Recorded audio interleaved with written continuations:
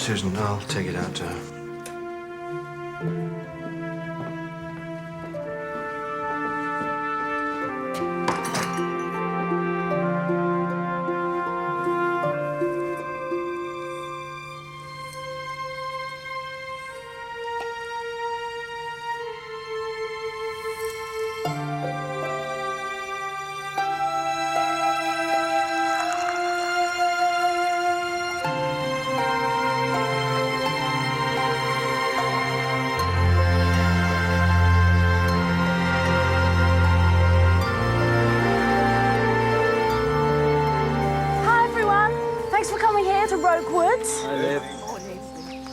Job today. We're looking to dig up this little beggar. Rhododendron ponticum, highly invasive. We need to eradicate it at the roots. So we may have a lot of hard digging to do, I'm afraid, but it'll be worth it in the end. So, thanks, everyone. Let's go.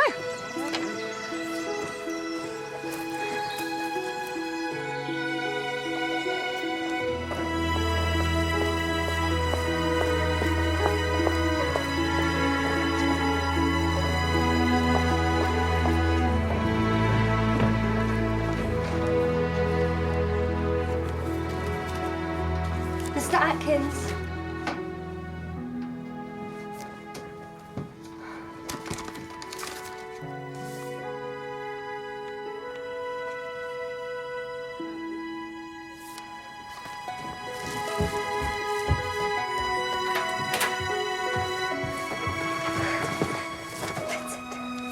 Vincent.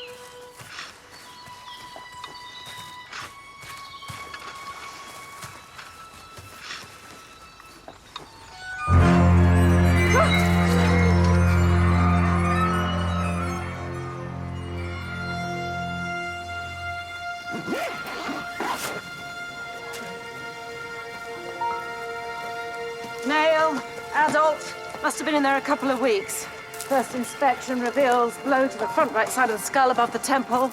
Probable cause of death, all pretty straightforward, really. It's my day off.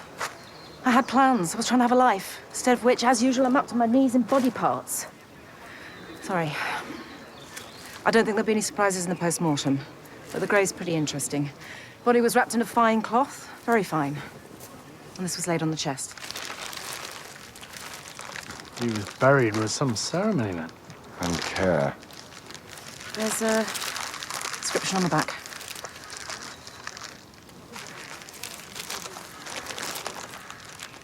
Nulli secundus. Second to none. Who found him? Liv Nash. She's a botanist, based at the Botanic Gardens. And what brought her all the way out here? They were doing some conservation work.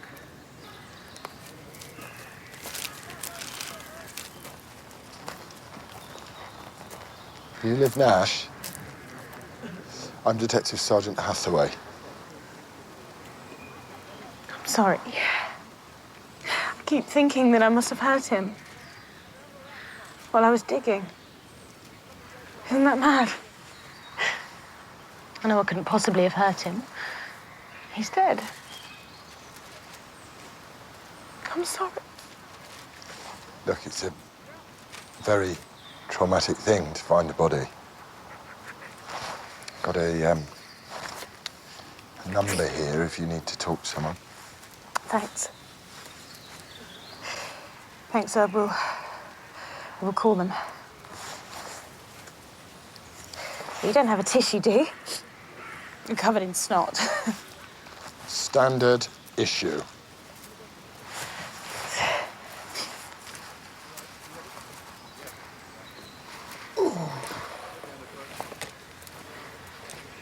You must see stuff like this all the time. Yeah. So who do you call? Good question. The dead man found in Roke Woods was a Professor Murray Hawes, reported missing a couple of weeks ago. Oh, and one other thing, he was ritually buried, shroud, cross of twigs on the body. We're just waiting for the post-mortem. Next of kin been notified? Yeah, his brother, Reverend Dr. Connor Hawes. He's the chaplain at Carlisle College. Chaplain? Must know a thing or two about burials and rituals. Just a thought.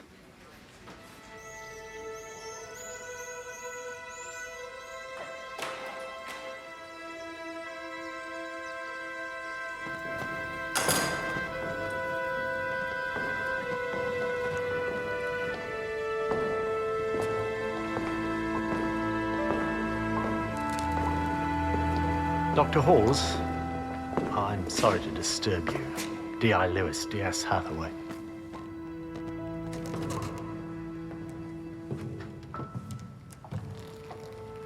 I'm afraid we have something for you.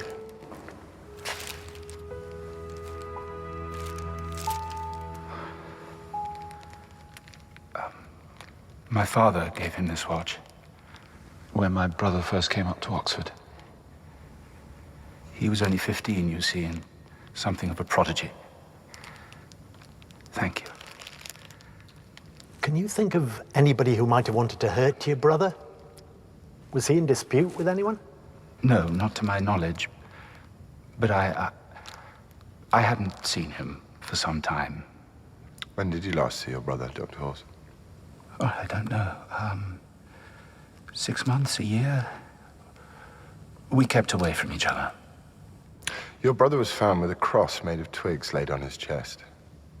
What do you make of that as a man of the cloth? That the killer had a conscience. All right, thank you, Dr. Hawes. If you do think of anything significant, would you ring us at the station? Oh, yes, yes, of course.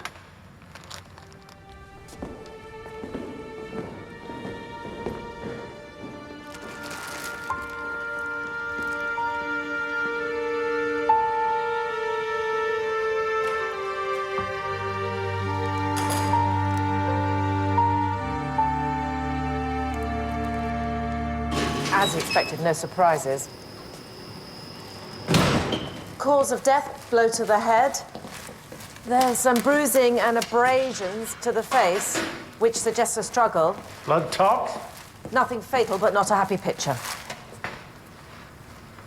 Caffeine, nicotine, alcohol, amphetamines. Cigarettes and coffee for breakfast, lunch, and dinner. He didn't do things by halves, did he? That speaks the voice of experience. Whatever gets you through. Not a happy man.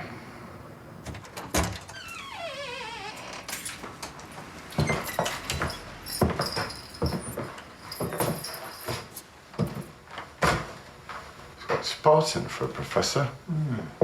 Fallen on hard times?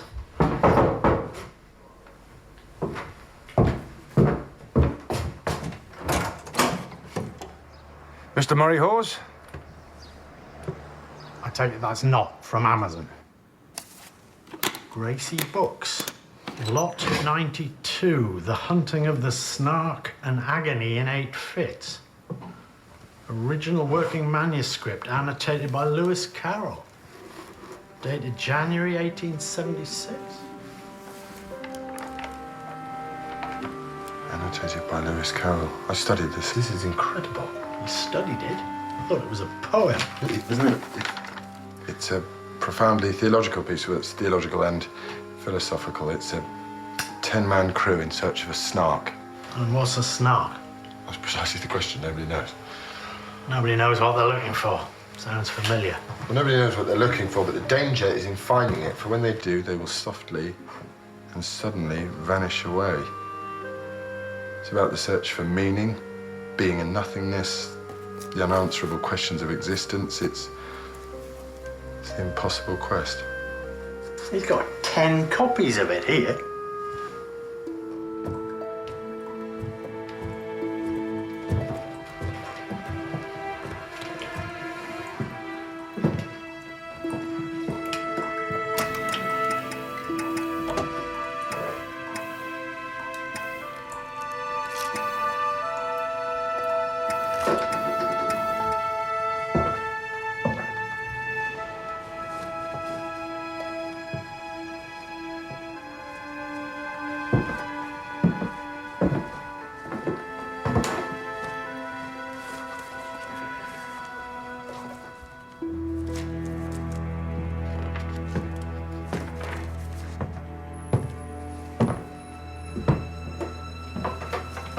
Quite an obsession. The Hunting of the Snark is a poem over which a sensitive soul might well go mad. Map. The Oxford Botanic Gardens.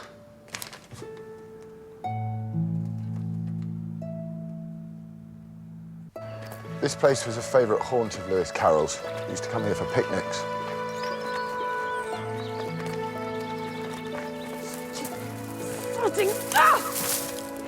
Looking for the head of the gardens.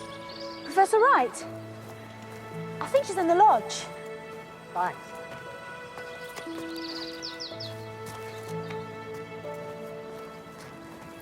So how are you? How are you feeling? Much better, thanks. I called that number you gave me. It really helped. Glad.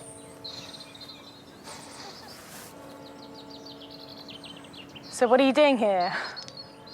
Well, by a curious coincidence, our man in the woods used to come here. Murray? He was nice. Eccentric. He forgot his shoes here once. Came back from the next day. So he was our man in the woods. How did he end up all the way out there?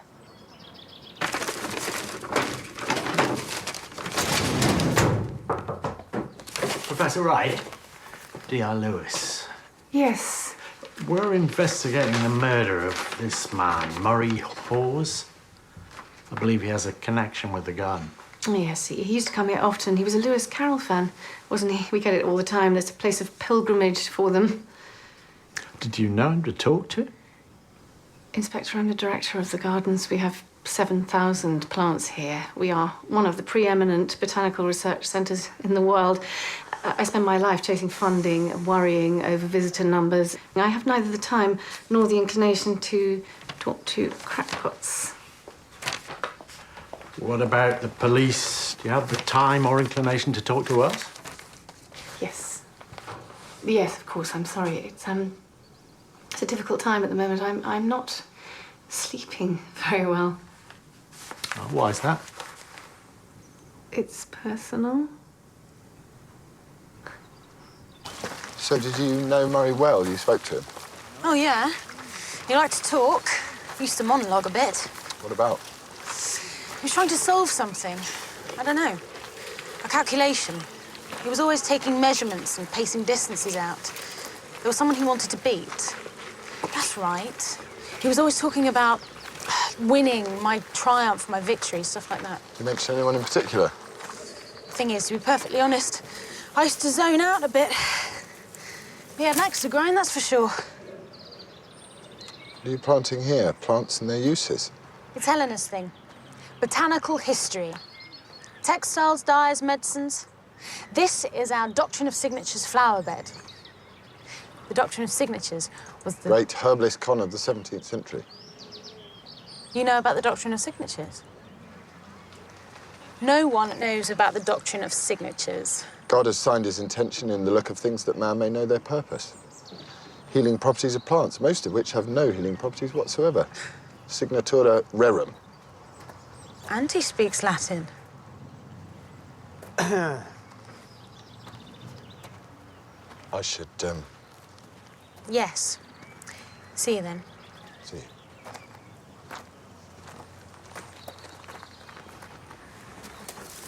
Hope you remembered to ask her some questions.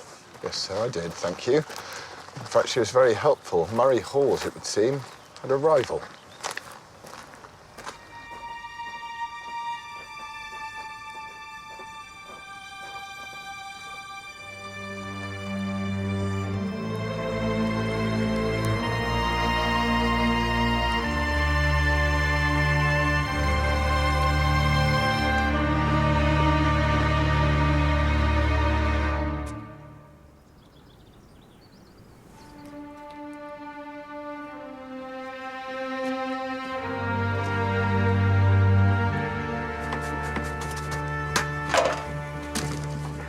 Mr. Gracie? Bloody mice. Chewing my books to buggery. I'll have to put something down. Oxford, please. Oh, yes, the Snark. Well, it was a bidding war. There were 4 parties: an American university, Murray Hawes, a Swiss bank, and one was anonymous. We need itemised billing for Gracie's books. What clinched it for Murray Hawes was that he paid in cash. The seller was looking to make a quick sale. He paid cash. How much? 200,000. When was this? Do you know the date of the sale? He paid on the 9th at close of business, 6 o'clock. And he was supposed to come again in the morning at 9 to take possession of the manuscript. We had to get it out of secure store overnight. But he never showed up. So, in the end, we sent it high security. How did he seem that evening? Oh, he was ebullient, overjoyed, triumphant. He was going to solve the riddle, wasn't he? The riddle. The riddle of the Snark. Carroll was a great one for acrostics, poems that are also riddles. There are those who believe that there's a code to be cracked in the Snark, a puzzle to be solved. Look, is that all? And you know, I've been through this once already, and I do have to get on. You've already been through it once. How do you mean? Well, one of your lot was in earlier, asking questions of a woman officer. A woman? Innocent? Chief Superintendent Innocent? No, that wasn't the name. Marland. D.I. Marber. Yeah, that's it. D.I. Marber. D.I. Marber? Strange old bird. Who the hell is D.I. Marber? How did Murray Hawes get his hands on 200 grand in cash? Heads up, gents. Nutcase alert. There's a lady with bags waiting for you. Says she has information. Interview 1.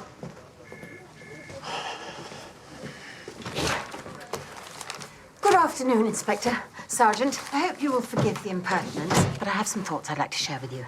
The dead man, Professor Murray Hawes, was a Lewis Carroll enthusiast. In fact, he had a particular interest in Carroll's epic nonsense poem, The Hunting of the Snark. Yeah, No, Inspector, if you don't mind, I'd like to carry on. I don't want to stop the flow. You may have heard of the riddle of the Snark. You may even have discovered that Mr. Hawes was trying to solve the riddle of the Snark. However, if you are labouring under the assumption that Mr. Hawes died because of the Snark, I'm afraid you're greatly mistaken. Who are you? There is only one line of inquiry you should be following, gentlemen, and that line relates to this man, Dr. Alex Faulkner, of the Davy Institute of Clinical Medicine, where Murray was a frequent participant in clinical drug trials. It's not illegal to run a clinical drugs trial, Mrs. Marber, Michelle Marber. No, but he often did go there. Mrs. Marber, have you been making your own inquiries into this case?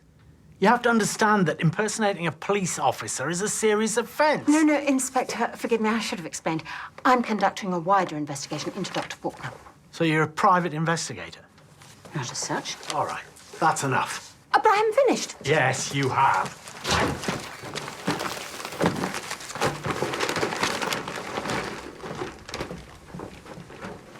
Murray's bank statements. Not much coming in. Oh, there's a payment here from Davy Clinical Medicine for £2,000. Yeah, and one for 1,500. And another the month before. She was right about the drug trials. Alex Faulkner's advertising for new guinea pigs.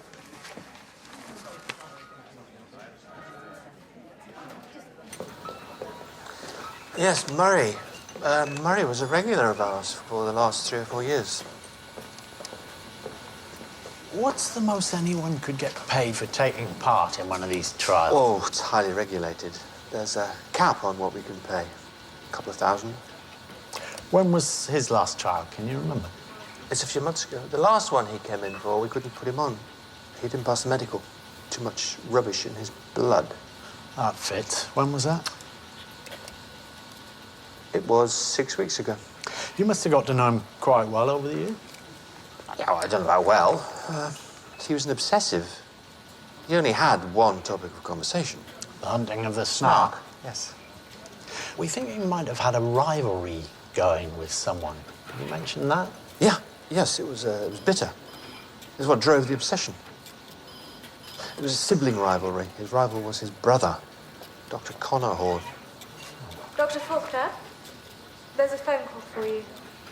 Would you excuse me, Inspector? Yeah, of course. Thanks for your time.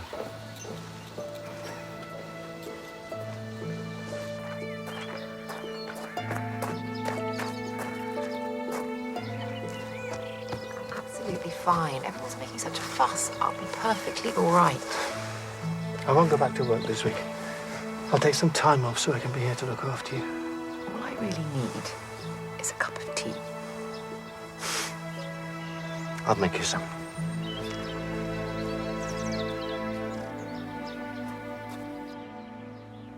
Well, then, it hardly seems worth it with only 3 of you here, but let's try and make a seminar of it, shall we? So, is the truth always the highest good? Kirsty, you always pitch in first. Give us the benefit of your perspicacity. The truth has to be the highest good. It's not an ethical question, it's a moral choice. What is the truth, anyway? This isn't A-level philosophy. No, and you aren't Socrates. Go on, Mr. Vega. Dazzle us. Did some extra digging last night. Late last night, was it? Honestly, man, give yourself a break every now and then. Yes, Mum. No, I mean it. Less work, more sleep. I need your brain, all 10 tons of it, in full working order. As I said, I did a little extra digging last night. The finding of the Snark by the Reverend Dr. Connor Hawes. Published last year. He claims to have solved the riddle, and that's not all. A phone trace on the anonymous bidder for the annotated Snark manuscript brought up the main exchange for Carlisle College.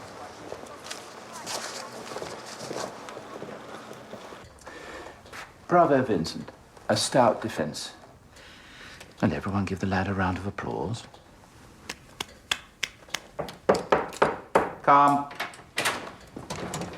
It's the feds. It's a bust. We need to speak to you about your brother, sir. Leave.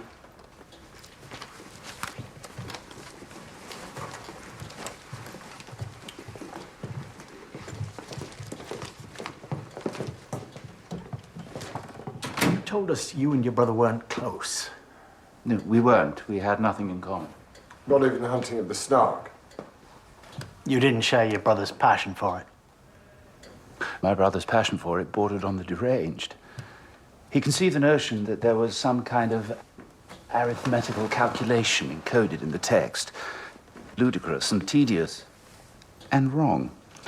Whereas you'd written that you'd found the Snark. Oh, that? Well, I wrote that just to wind him up. Do you have brothers, either of you? Did you never give your brother a Chinese bone or hide his glasses? No. I always liked my brother. Used to beat me at Sabutio, mine. Before he died, your brother placed a bid on a rare manuscript of the Snark. Well, all right, yes, I admit it. I also placed a bid for the Snark. I had a long-running rivalry with my brother. It began when I beat him at chess for the first time. He couldn't bear it. He screamed. He wept. He began to keep score. He kept score for the next 40 years. And the Snark, of course, is the ultimate puzzle. Well, for myself, I had no interest in it, but I couldn't just let Murray win. Not after a lifetime of it. No, for God's sake, you don't seriously think I would kill my own brother for the sake of a puzzle? Murray disappeared on the night of the 9th, sometime between 6 p.m. and 9 the following morning. Where were you that night, Dr. Hawes? The 9th?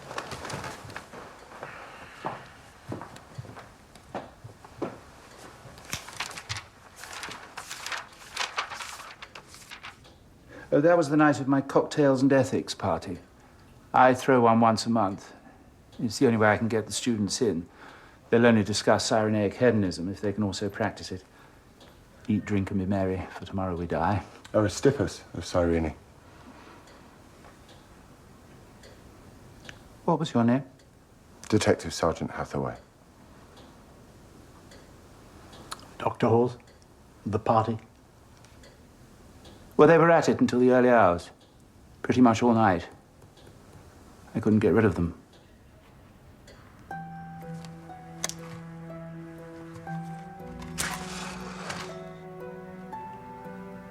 Violation. Poison. The dagger and the flame.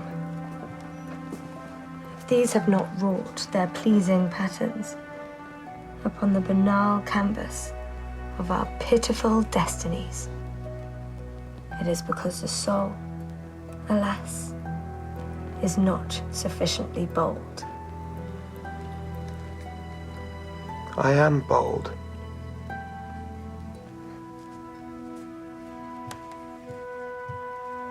Are they still there? Yes. They're talking.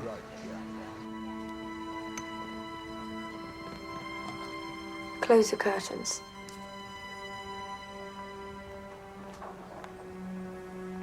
Close the curtains.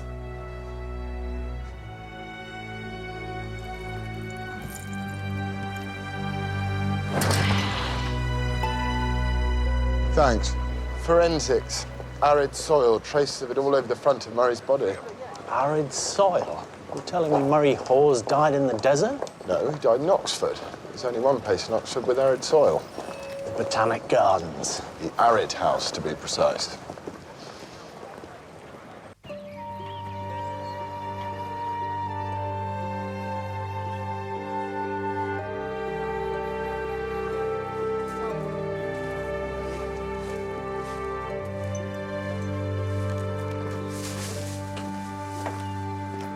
How long will all this take? I don't like closing the gardens. Man's been murdered, Professor Wright. Well, of course, I'm sorry. Where were you on the night of the 9th? I was here, at home, at the lodge. Did you see or hear anything? No. I find that difficult to believe, Professor. You are right on the spot. I was drunk. I drink every night these days. Who has access to the gardens after hours? Only the staff have keys, but it's not difficult to get in. Students are always climbing over the railings. I'm used to hearing people in the gardens at night. I don't notice it anymore.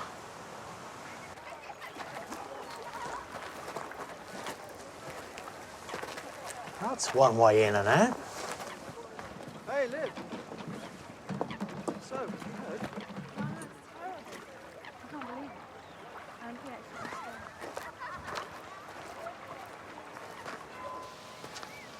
They're saying he died here, and not in the woods. It's so awful. And weird. He died here where I work, and I'm the one that found him. I'm going to have to ask you where you were on the night of the 9th. Of course, yes. The 9th. It was a friend's birthday. I'm afraid I got rather drunk and had to stay over. Can I get a name? Johnny Reeve. Johnny J. O.H. He's an old friend. I've known him for years, since we were kids. A friend of my brother's, really, but... Have I made it clear enough that he's not my boyfriend? Just make a note for that now.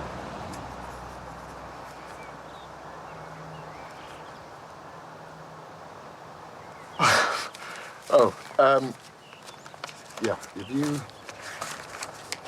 ever seen this man at the gardens? I don't think so. I don't recognise him. OK, well, if anything comes back to you or, you know, think of anything, then give me a call. Anytime.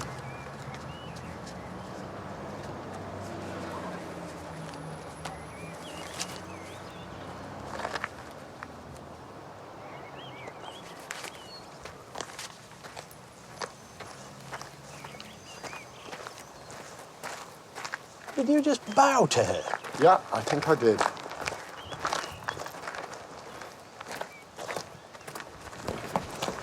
Oh, God, Miss Bloody Marple. Mrs. Marlborough, I sincerely hope you're not pursuing your inquiries. No, Inspector, I've been trying to find you. You didn't let me finish. You didn't hear the whole story. And I'm not going to hear it now. A couple of witnesses have come forward. They're at the station. But, Inspector, Go home, Mrs. Marlborough. Go home and stay home.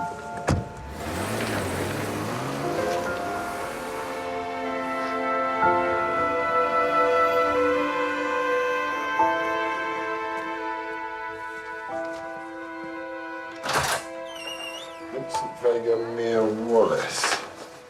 Vincent Vega? My dad's Spanish. So, you were in the woods when you saw two men behaving suspiciously. What were you doing in the woods? We were there for romantic reasons. We spent the night there. We joked about what they must be up to, you know, burying a body or something. And then we read about Murray Hawes, and we know his brother. Connor Hawes. We're both at Carlisle. We had to come forward. Could you describe them to us? Oh, I've got photographic memory. So you could describe them for the police artist? I could draw them myself. I'm a proper artist.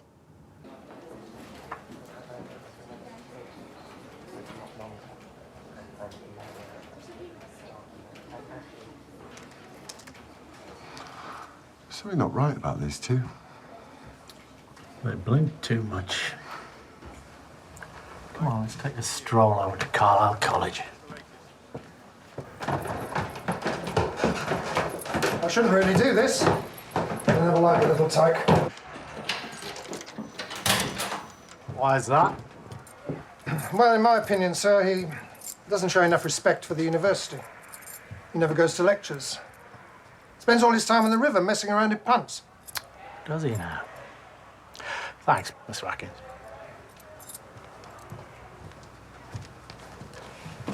Vincent Vega, Mia Wallace, Pulp Fiction. Bit slow for you, that. I hope you've got a warrant. Then again, it's Vincent's room, so on second thoughts, I don't care. Nobody seems to like Vincent Vega. Vincent Vega. Simon Dawkins. And Mia's real name is Isabel Strong. Changed their names by deed poll. Why? There's this kind of person at Oxford. They've been told their whole lives that they're 1 in a million, Oxbridge material. Then they get here and find they're 1 of a million, because everyone here is just like them. You've been noticed. What are these, do you know? Must be Wednesday Club stuff. Looks like it. Wednesday Club? You're sure the Wednesday Club exists? It's this legendary club for geniuses. Only the most extraordinary need apply. I've heard stories about it. Everyone's heard stories about it. Things that people do to get in.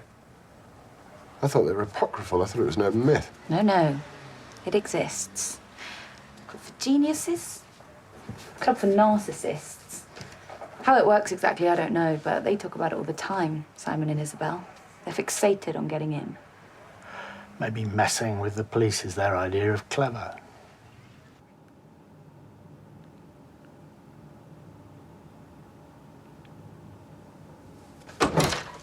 Where have you been?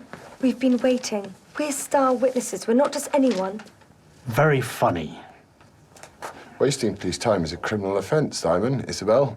Those aren't our names. Allow me to escort you off the premises. So that's it? You're not going to charge us? The thing is, you want us to, so no, we're not going to charge you. You're not worth the paperwork.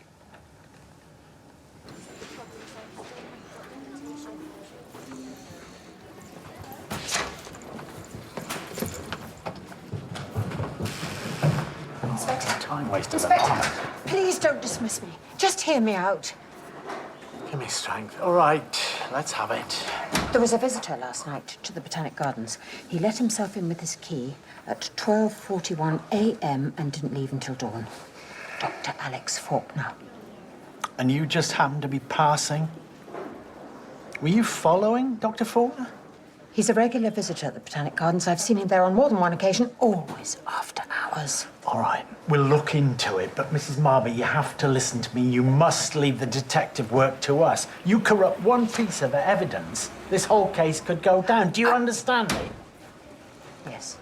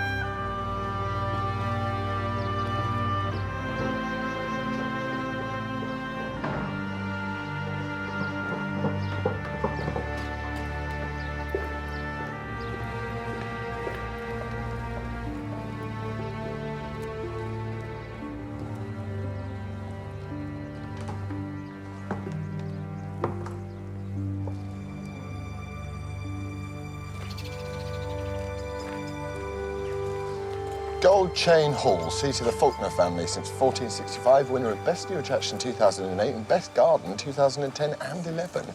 And yet he's hanging around the Botanic Gardens all night. According to Michelle Marber. Oh, quite a place for a scientist to live, isn't it? It says here that Alex Faulkner comes from a long line of gentlemen scientists. His great-great-grandfather worked with Lord Kelvin on the discovery of absolute zero. We'd like to speak to Alex Faulkner. Alex? Whatever for? I'm Thea Faulkner, I'm his wife. Where is your husband, Mrs. Faulkner? He's in the garden, but I'll take you through the house, it'll be quicker. I remember this place when I was a kid. It's always locked up. Yes, Alex was away a lot when he was younger. He was a great explorer. South America, Africa, Indonesia. He always hated the hall. He was often left alone here as a child. All alone in a great house like this, can you imagine? You can't tell me what this is about, Inspector. We're investigating the murder of this man, Murray Hawes. I don't know him, I'm afraid. You've never met him? He hasn't come to the hall? No? Why would he? He knew your husband. This one, Mum, is it? Oh, yes, Sam, thank you. But you will be especially careful with this one, won't you? Are you selling your collection, Mrs. Faulkner? Yes, Alex did sell a couple to help finance the work on the gardens. It's been worth it. Numbers are up. We're even managing to make money. This one's been taken for some restoration work. It's the house and grounds as they were in the 16th century, the heyday of the gardens. It was my idea to restore them to their former glory. Hello, Inspector. Dr. Faulkner, we have information that links you with the place where Murray Hawes died. Botanic Gardens. Perhaps you could shed some light on that for us. I am, what's that awful word? Involved with Helena Wright, the head of the gardens. They're having an affair? Yeah. I take it your wife doesn't know about this. God, no, she doesn't know anything. Where were you on the night of the 9th? I was here. You seem very sure. Most people need to check with dates. No, I remember. We had a fight, Helena and I. She wanted me to spend the night with her. I wanted to stay with Thea. I don't know much about affairs, personally, but isn't it usually the other way around? And my marriage is it's very difficult at times. Helena offers me comfort, and I'm weak, and I take it. But I love my wife. Wouldn't you do anything to keep the truth from her? Why are you selling your collection? My collection? Well, I've only sold 2 pictures. It's for the gardens. Not to pay off Murray Hawes. Did he find out about you and Helena? He needed money to buy his Snark manuscript. What, blackmail? No, Murray Hawes wasn't blackmailing me. Murray Hawes wasn't my problem. Helena, she is my problem.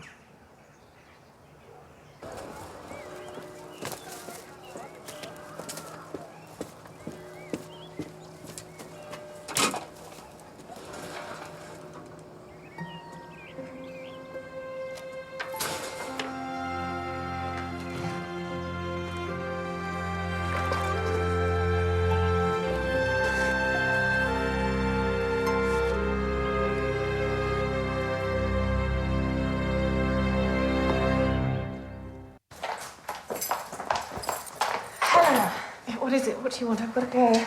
I found this. It's Murray's. I don't know what to make of it. Yeah, he left it behind. I was meant to put it in the lost and found. I remember he asked for it. I couldn't find it. He was always losing things. Yeah. Give it to me and I'll give it to the police.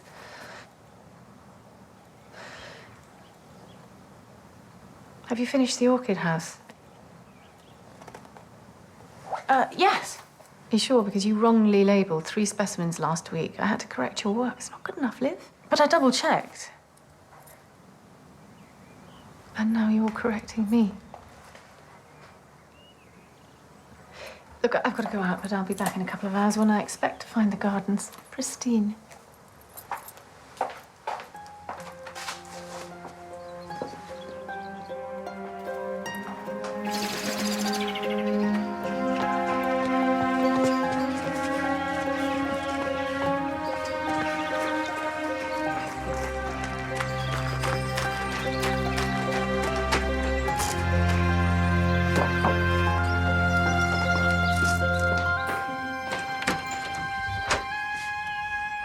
You'll find him downstairs.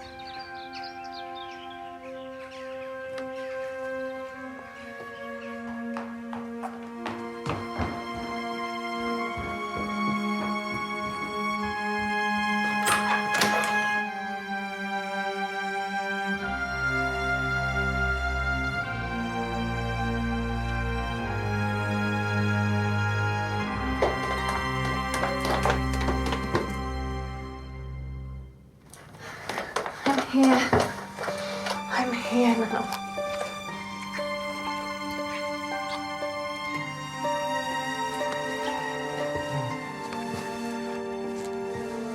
Poor old Alex Faulkner, the reluctant Lothario. Which of these would you trust the least? Too close to call. Michelle Marber, the lady with bags. Don't tell me. I've got 2 complaints against her here, one from Gold Chain Hall, the other from the porter at Carlisle. Apparently she's been harassing people there on a daily basis. I did warn her. We ran a check. It turns out she's a serial cop botherer. She's got injunctions against her from the Met and Edinburgh. God only knows what damage she's doing to the investigation. Get it sorted, Robbie. Now.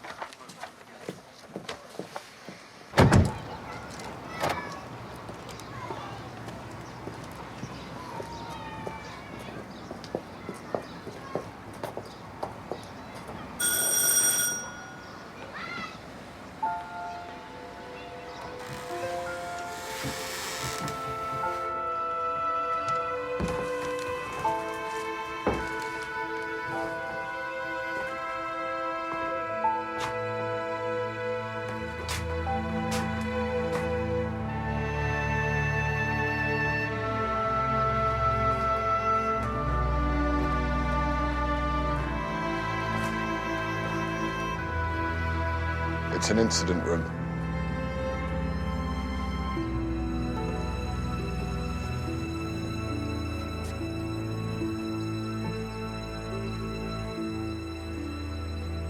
I like to lie on the floor sometimes, look at the whole picture. I think if I can see it all in one glance, I might understand it better. But I never quite seem to. Mrs. Marbot, we hear you've been out and about with your little notebook again. Check the rest of the house. Mrs. Marber, Oh, Inspector, yes, sorry. How can I help you? Would you like a cup of tea? I don't know whether I've got any tea. We warned you that impersonating a police officer was a criminal offence, as is harassment. You'd be making trouble again. Sir? Mrs. Marber? Sir? What? You've got to come and look at this. Oh, for God's sake.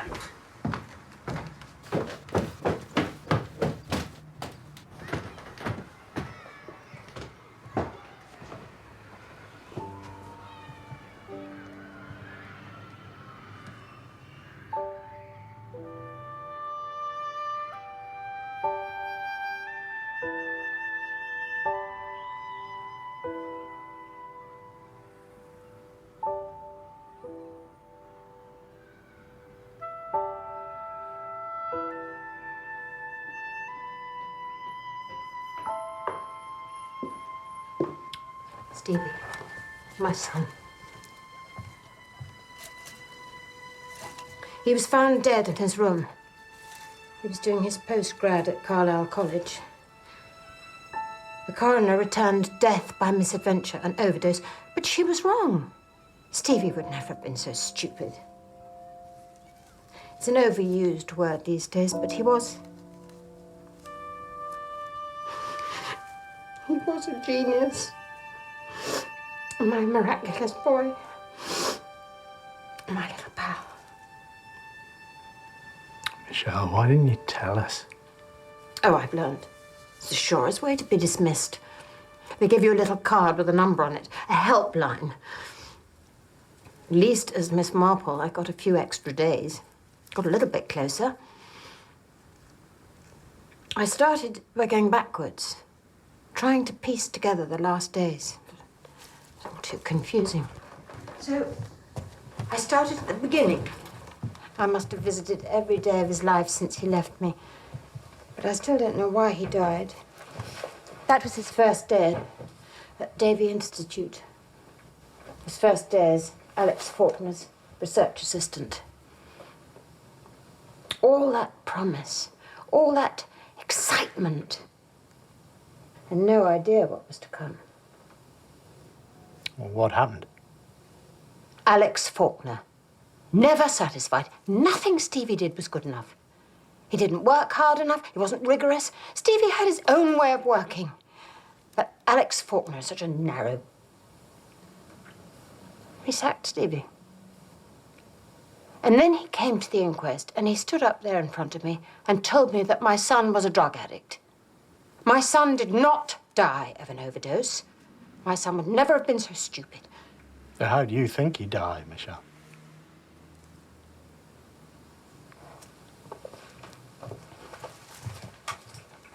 But you blame Alex Faulkner for his death. I don't know what he did. I don't know how it happened. You actually think he killed him? Yes, yes, I do. With every fibre of my being. But why? Why would he kill your son? Perhaps Stevie found something out. Something about Alex. Like what? I don't know. I don't know. All right, I'll put a brew on.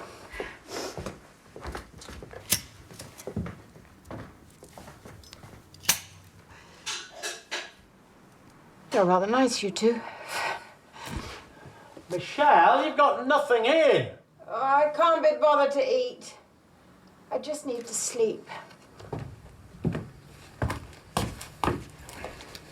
Nip out and get her a bit of shopping in, will you? I don't know, simple stuff, tea bag and milk.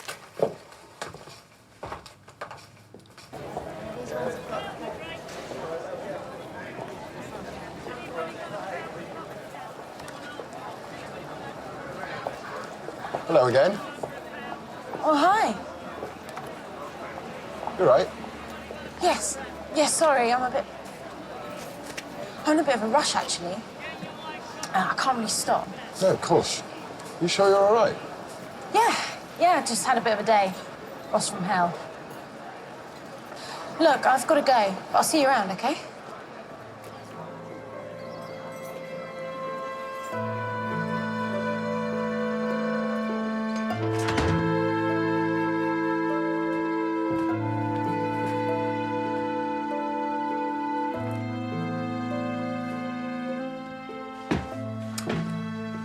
Coroner's report on Stevie's death. Blood tox, amphetamine and cocaine. Drug-related paraphernalia in Stevie's rooms, and all his fellow students were, well, they testified that he was well known for his drug use. 2-day inquest, open and shut case. He had eclectic tastes. Kurt Cobain, Da Vinci notebooks, Ralph Waldo Emerson. Science does not know its debt to imagination. Love, love, love. That is the soul of genius. Mozart.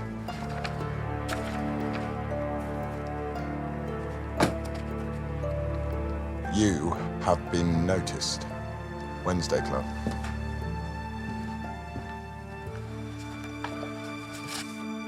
You are under consideration. You have been chosen.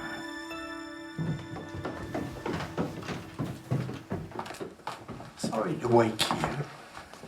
Michelle, was Stevie a member of the Wednesday Club? They were very keen on Stevie, of course. But Stevie wasn't interested. A club for geniuses? He knew what he was. He didn't need to be in a club to prove it. One of the tutors at Carlisle College wanted him to join. I think he was involved in some way. He hounded him, in fact. But Stevie couldn't have given a damn. One of the tutors. Which tutor? Connor Hawes, the Reverend Doctor. Well, Stevie was an exceptional talent, but arrogant. Arrogance is, in my opinion, the grossest of all stupidities. In rejecting the Wednesday Club, in thinking himself too good for it, he proved himself unworthy of it. And yet you hounded him. That's what we're told. And Vincent Vega and Mia Wallace. They were down at our station yesterday, hell-bent on wasting police time. Oh, were they? Well, yes, that doesn't surprise me. Vincent and Mia are a couple of self-styled postmodernists. They're attempting to perpetrate an act of living postmodernism. An act of living postmodernism. They're seeking to challenge the authority of the establishment. In this instance, the police. But I'm afraid they won't get in. There's no real depth to their thinking. It's fancy dress intellectualism. They're simply not interesting enough. And yet they're under consideration. They must have done something right. What are you suggesting? You placed a bid for the Snark manuscript to goad your brother. You hounded Stevie Marber. You've got these kids waiting and hoping. What I'm beginning to sense from you, Dr. Hawes, is a taste for manipulating people. You have a morbid horror of talent, don't you? I see you're wearing your brother's watch. Second to none. That's you now, is it? Now that Murray's dead? Don't leave Oxford, sir. We haven't finished with you yet. Living postmodernism. I've never heard such a load of old cobblers. That's not what they're up to. That's not how they were going to get in. Let's just suppose that Murray was getting close to a solution to the Snark. And Connor has to try and block it. And then Murray gets his hands on this manuscript that holds the key. Connor can't let his brother win. He'd rather let his brother die. Yeah, and he's got these two kids who are desperate to get into this club. So he can get them to do anything just on the promise of it. It's a story. Yeah, but do people really plot and scheme and kill over some daft puzzle? Misguided person, Mike. No one rid me of this turbulent priest. Murder by mistake, murder by misinterpretation. Whichever way you look at it, it's murder by proxy.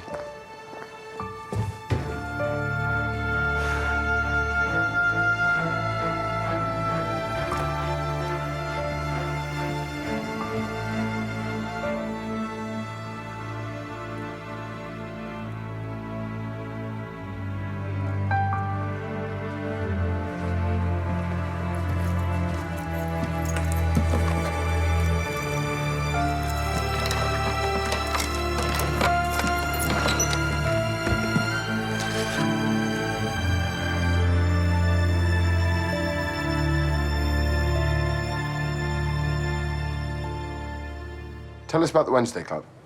Legendary, isn't it? This club for geniuses, for the extraordinary. Maybe it's just a club for people who want to be extraordinary. It is an elite for the truly gifted. Oh, you really want to get into it, don't you? Except that you're only under consideration at the moment, isn't that right? Not quite gifted enough, I suppose. Or maybe there are other ways into it. Maybe it's not about being gifted. Maybe it's about being useful. But the Snark is a strange creature and will not be caught in a commonplace way. A peculiar creature. The Snark is a peculiar... You know the hunting of the Snark? Quite a little crew we're building up. Murray Hawes, Connor Hawes, Vincent Vega. Look, I'm studying it for my dissertation. Not for Connor Hawes, who, by the way, doesn't think you'll get into the Wednesday Club. Simply not interesting enough. Was that how he put it? Don't protect him. If he's manipulated you, made you promises. You know, in our incident room, we have a whiteboard. And right at this moment, all the arrows are pointing at you. Then charge us. If you really had a case, you'd have charged us already. I already know the answer to this, but do they ever find the Snark? Baker finds him, and then softly and suddenly vanishes away. I'll tell you what, I'm getting sick of nonsense. Poems or otherwise. I'm sick of time wasters. I'm sick of speculating. I want facts. I want evidence. Must be something we're missing about Murray. Yeah, and I want to do a fingertip search at his house. Just you and me. Not uniform, not soccos, just us. We know what we're looking for. And we will when we see it.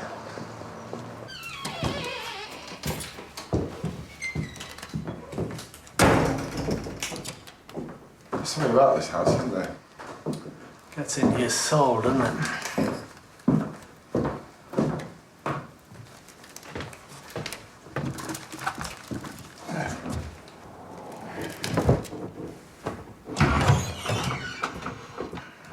Any luck? Not as yet.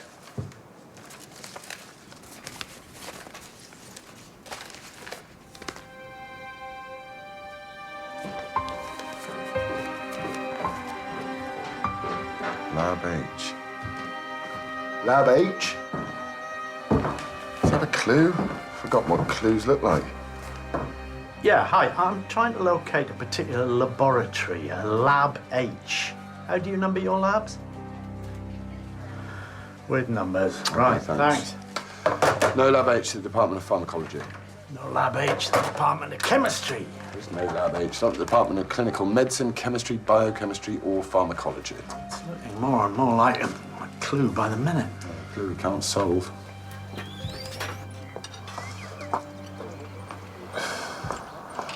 The impossible quest. I can feel myself disappearing. You all right?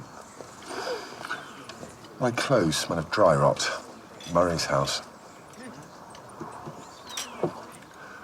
All these lonely people pouring their lives into puzzles that can't be solved. Now ignore me. I've got a touch of existential flu.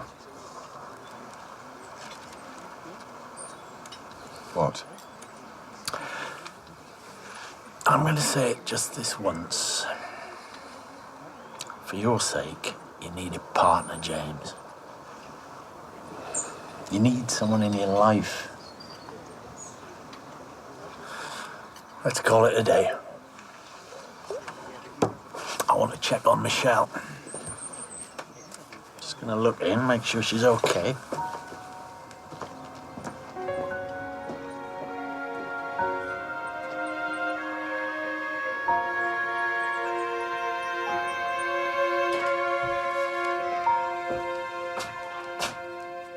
Michelle? Upstairs. You must remember to lock your door. And please, stop leaving lighted ciggies all over the place. Like a walking public safety warning, woman. I know. I've just got too much to think about. Have you got some news for me? Oh, no. No, on second thoughts, don't tell me. What do you mean? Stevie dies 100 times a day in my head. I see it. His last breath. It plays on a loop. And then I fall asleep and I dream. I dream that I can't get through the door. If I could get through the door, I could save him. If I knew how he died, at least I could stop imagining it. But then if I knew, would I not just imagine that? And what if it's worse? If you knew, you could think less about his death, more about his life. This investigation, I'm not finding anything out. All I'm doing, really, is retracing his steps.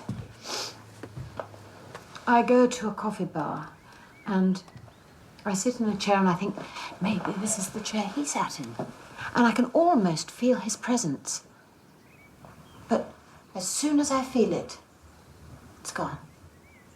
It slips away from me like mist under the sun.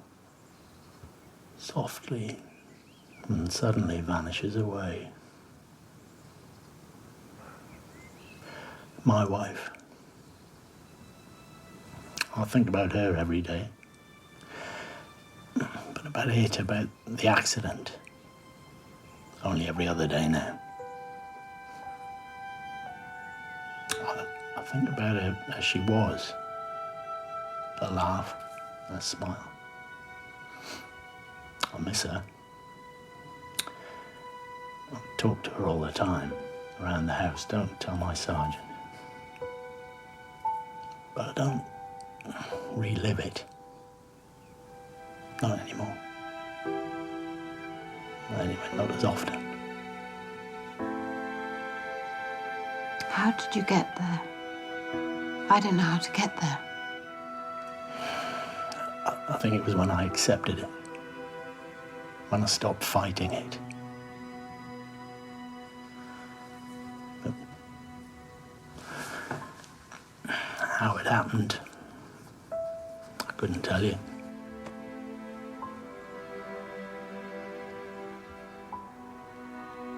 What I said about not wanting to know, I do.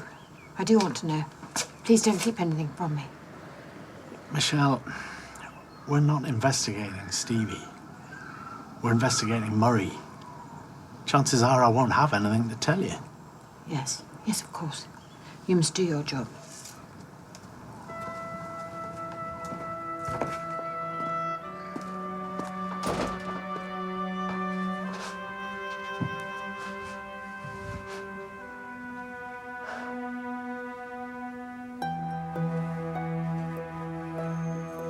Is my hair all right? You look perfect. Ready?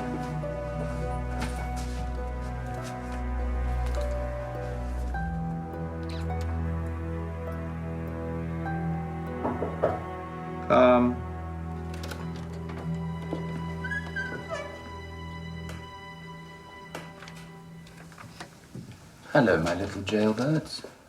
But where... Where is the Wednesday Club? What did you expect?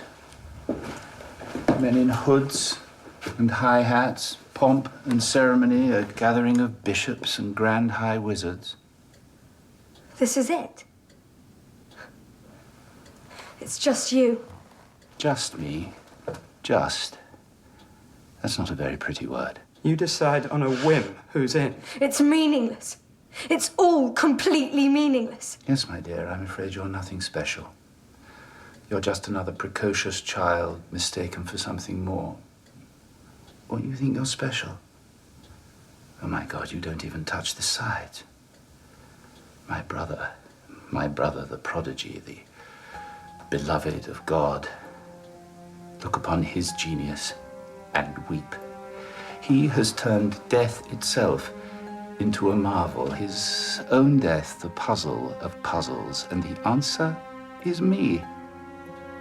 He has made me the answer. But I'm not going to be the answer. I'm not going to lose this one. I'm not going to be the one who takes the blame. For once, it's going to be the spoilt brat who gets it. Don't talk to her like that. No one talks to me like that.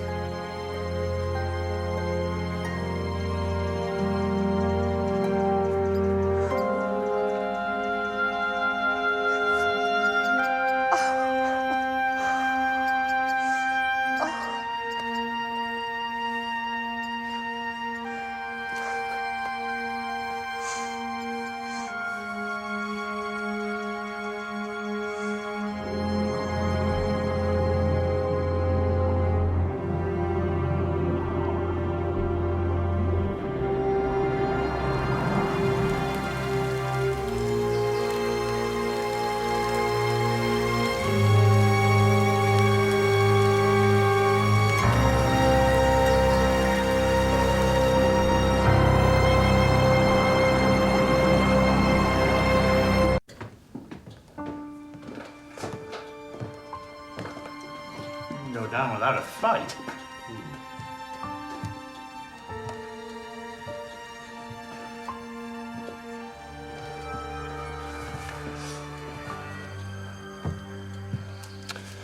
If I'm not mistaken, this little box is the Wednesday Club. It's the Wizard of Oz, isn't it? Just a little man behind a green curtain.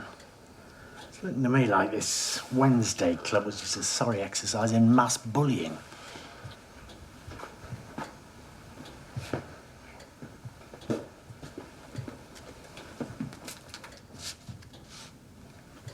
Sir, you have been summoned, V and M. Oh, no. We had more than one caller last night. Michelle. We're going to talk to her. With respect, sir, I think it should be me. You're too close. All right, yeah.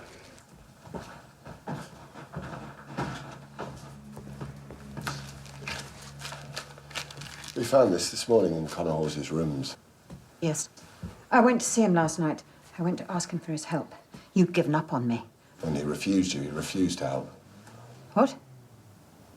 Connor's dead, Michelle. Alex Faulkner killed him. Connor was going to go and confront him. Alex Faulkner killed my boy, and Alex Faulkner killed Murray Hawes. And still you don't believe me! Alex Faulkner has no motive.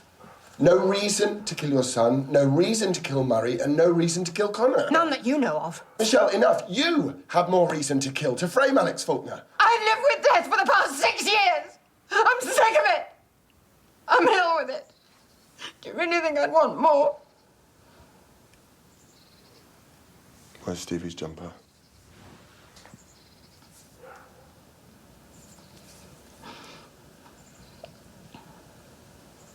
I'll get it.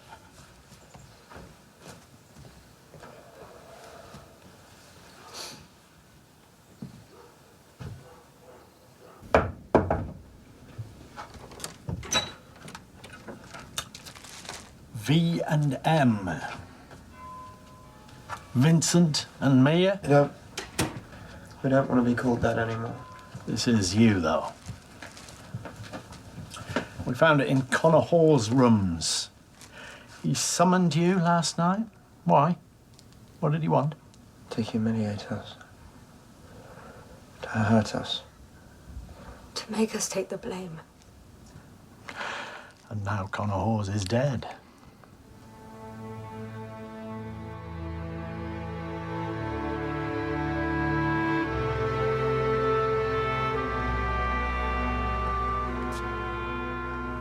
What's lab H?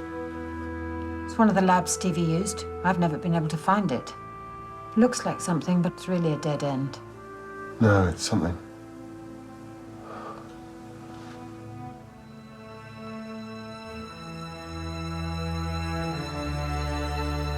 Michelle, we're going to need to analyse that blood. You don't need to take it. I can tell you it's Connor's blood. He'd been in a fight. He was bleeding and he bled on Stevie's top. I tried to wash it out.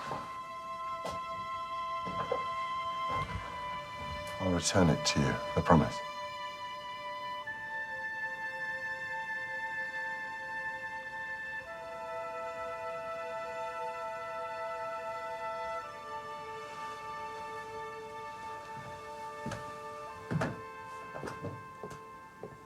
How did you get those bruises? Connor, we had a fight. 2 against 1. But he won. No, he didn't. Yeah. Yeah. Right. Post-mortem's in. So now we'll see, won't we? Yeah, we visited him last night. Connor's blood. She said he'd been in a fight. Could you get this to forensics for me? You always give me the nicest presents. Sorry. Not just any old case, this one? No. Go on, Laura. Right. Cause of death, single blow to the back of the skull. There are some bruises, so there must have been a fight. Vincent and Mia are covered with bruises. Then the body fell into the river. Fell in. So he was killed beside the river. Yes, there's fresh mud from the riverbank compacted into the treads of the shoes. Then the body drifted some way downstream by the look of it. Lots of wear and tear after death and silt in the pockets and folds of his clothes.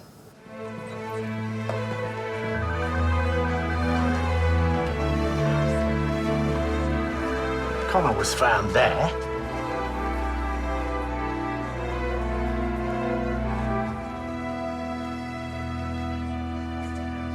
Square one.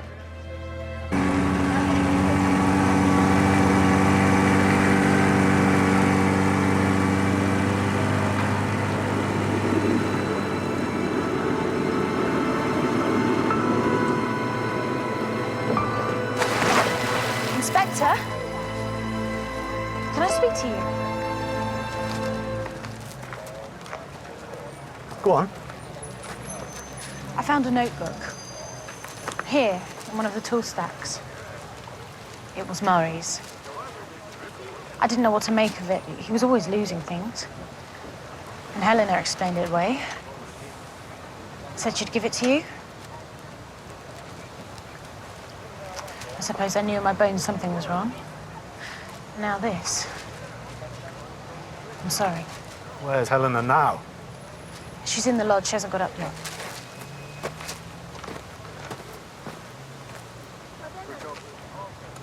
I'm not a dishonest person. I didn't know what to do. Helena, she's fragile. She hurts herself. I just didn't know what to do.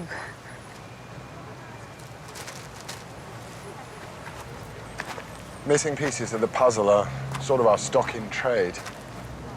Half the time, we can't even see what's right in front of us. Where were you last night? I was here, I was in bed. I was alone. You were stood up. Yes. By Alex Faulkner. Have you spoken to him? Do you know where he was last night? Oh, come on, Helena. Look, I don't know where he was. I don't know anything. Yeah, not good enough. Look, I have 2 murders linked to these gardens. I have Murray Hawes' notebook hidden here. And you want me to believe that you knew nothing at all about any of it?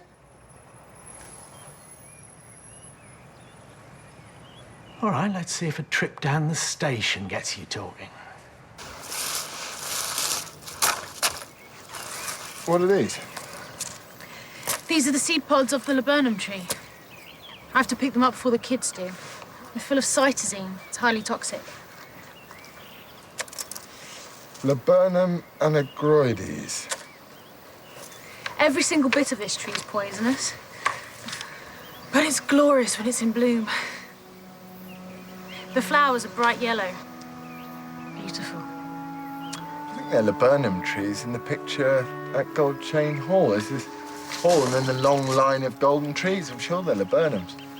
Well, the hall was probably named after them. Well, when the tree was first introduced to Britain, it was known as the golden chain tree because the flowers hang in golden chains. So another name for Gold Chain Hall would be Laburnum Hall? Lab H. It's not Lab H, it's Laburnum Hall. Laburnum Hall? Laburnum Hall is another name for Gold Chain Hall. Lab H is Gold Chain Hall.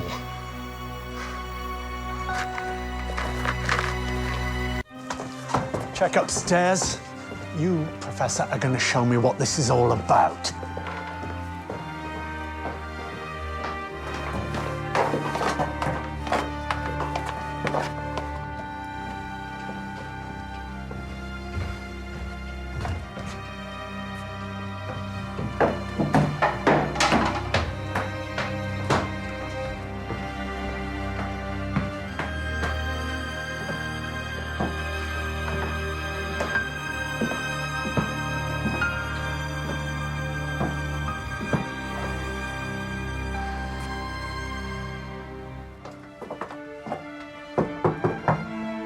Alex?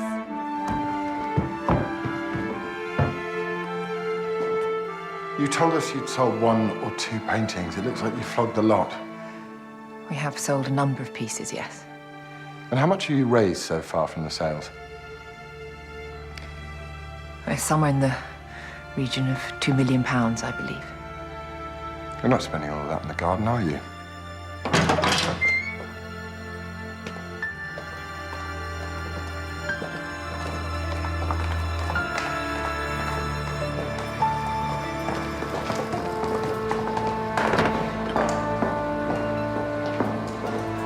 What are you using this for, Dr. Faulkner? Alex, don't speak to him. Don't say a word. I'll get a lawyer. No, no, Helena, there's no point.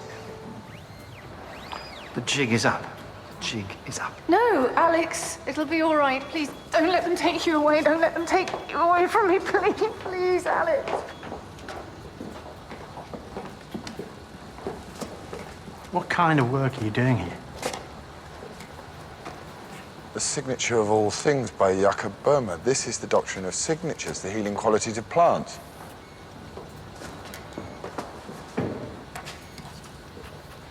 Where did these come from, Dr. Faulkner? The laburnum tree. Laburnum seeds. Full of cytosine. Highly toxic. Murray Hawes' tox report. Caffeine, alcohol, nicotine. Michelle's house. What do you always notice about Michelle's house, aside from the obvious? She's a smoker. Always smells of smoke. Murray Hawes' house smells of dry rot. Not cigarettes. Murray Hawes was not a smoker. So why was there nicotine in his blood tox? Yeah, Laura, I need you to do a check on the blood tox of Murray Hawes. The nicotine reading. Yeah, can you do it now? It's just, I think the lab might have made a mistake. I can tell you, it's cytosine. Yeah, I'll hear it from my pathologist, thank you. Yeah, still here. You're right, there is a mistake. It's a tiny molecular difference. It's not nicotine, it's cytosine. But it's not its usual state. It's been engineered. Thanks, Laura. Engineered cytosine, Dr. Faulkner. He's trying to find the cure. The cure for cancer.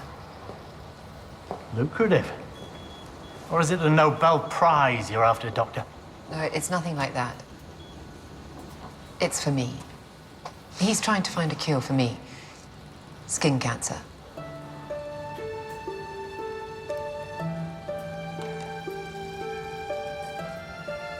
He can't accept that there's no hope. I thought I was the only one taking it. She didn't know. Thea didn't know about Murray. Oh, God, Alex. What have you done? What have you done? Cytosine is a vasoconstrictor. There's been some good work done on vasoconstriction as a means of shrinking tumors. And laburnum flowers are yellow. It's a yellow plant full of flavonoids. That's nature's sunscreen. Look, yellow, signature of the plant's purpose. I know, it sounds mad. It's crazy, I know. I'm crazed. I can't lose you. I won't be able to live. You'll have me.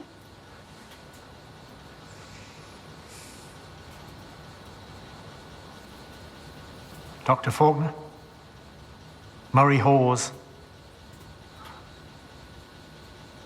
He needed cash, and I needed a guinea pig. We agreed 3 doses, 100,000 per dose. He was going to come here, but I took him to the Botanic Gardens. I didn't want Thea asking questions. I didn't want to lie to her. And you, Professor Wright, what part did you play? None. No, I acted, at all times I acted alone. So you gave Murray the 3rd dose at the Arid House? First 2 doses went well. I got overconfident. I raised the 3rd dose. He began fitting almost immediately. He hit his head as he fell. So you took the body out of the gardens, you buried it in the woods, you came back to the gardens and cleared up the Arid House, while the professor, your lover, who lives in the gardens, saw absolutely nothing? That's right. Yeah, she knew nothing about it. I never meant to hurt him. I was trying to save my wife. You didn't mean to kill Murray, but you killed Connor. He came to see you, didn't he? Came to confront you. So what happened? He came to the gardens. He wanted answers. He said he was the prime suspect. He said he wouldn't leave until he found out the truth. He was angry, desperate, violent. And so you killed him. You killed Connor. And you chucked his body into the river like some piece of old junk. Yes. No, don't touch her. Please, darling, no. I didn't kill Connor. No, look at me. You know I didn't kill Connor, you know me. You know I didn't, I couldn't have. He couldn't have done any of it without me. He couldn't have managed any of it on his own. He needed me. You needed me for once. You needed me more than I needed you. I killed Connor. One blow was all it took, one blow. It's easy.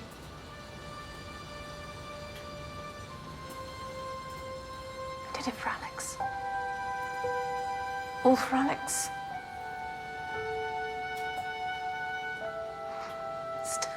Still, he doesn't love me.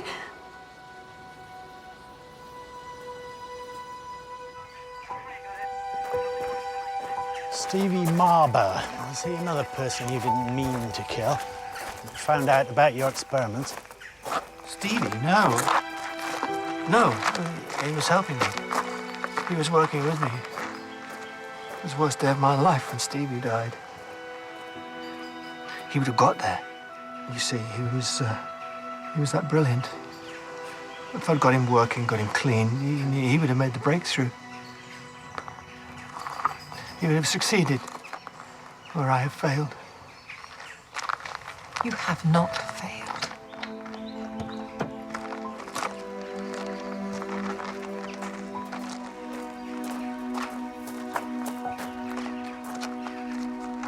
I thought you'd leave him to me.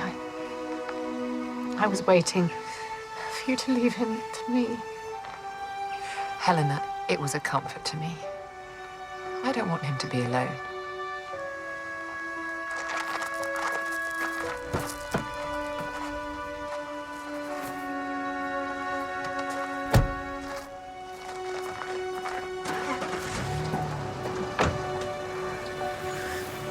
I never saw this possibility, that I'd be the one left behind. He won't be able to bear it if he can't be with me. He won't be able to bear it. I'm very sorry. Thank you.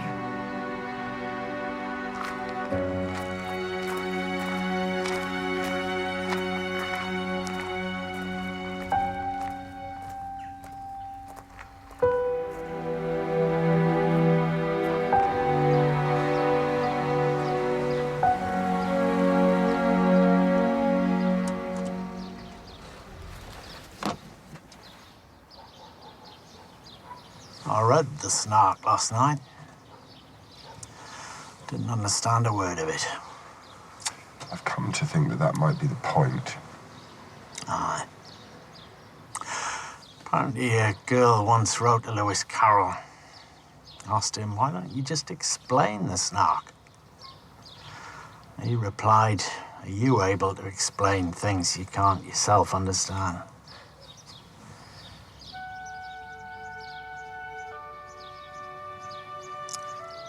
What do I say to her? How do I tell her the truth? Tell her with kindness. You're good at that.